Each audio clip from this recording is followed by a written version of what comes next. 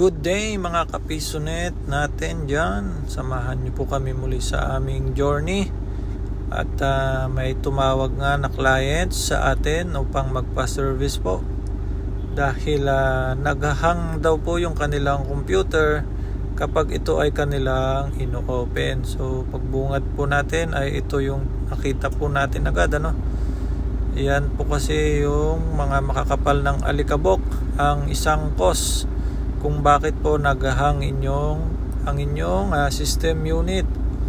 Sa kadahilanan po na yung init na nakukuha na generate ng kanyang computer ay hindi na po makalabas. Tendency po noon is maapektuhan po yung mga hardwares ng ating computer na siya pong magkukos ng pagbagal po ng ating unit. So kung hindi nyo po alam ang inyong gagawin ay unang-una ay tawagan nyo po kami. I-message nyo po kami at kami na po ang bahalang maglilinis para po sa inyo. Especially po pag mga electronic components at hindi nyo po kabisado, mas mainam po na ipagawa nyo na lang po sa mga nakakaalam. Paki-comment down below kung saan na po nakarating ang video na ito. Pa-share na rin ng ating video para matulungan din po natin yung iba na sa tingin po nila ay kailangan din po nilang ipalinis yung kanilang computer. At ayan po, nakita po natin na makapal na nga po yung alikabok dito sa kanyang exhaust fan. Yan po kung bakit nga po hindi siya lumalamig agad, dahil nga po dyan nakabara na po yung alikabok sa labasan po ng kanyang hangin.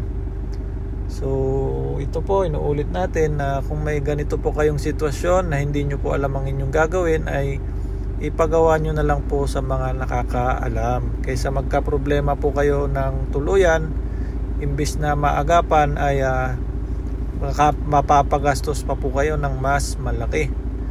Ayan, at syempre pagkatapos po nating malinisan yung ating computer ay atin na pong ibabalik yung mga natanggal at ito na po yung naging kalabasan.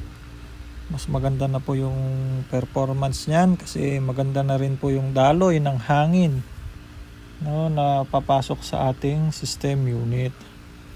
At huwag niyo pong kalilimutang na mag-follow sa ating page at i-share na rin po natin itong video na ito para makatulong din po sa iba. Salamat po.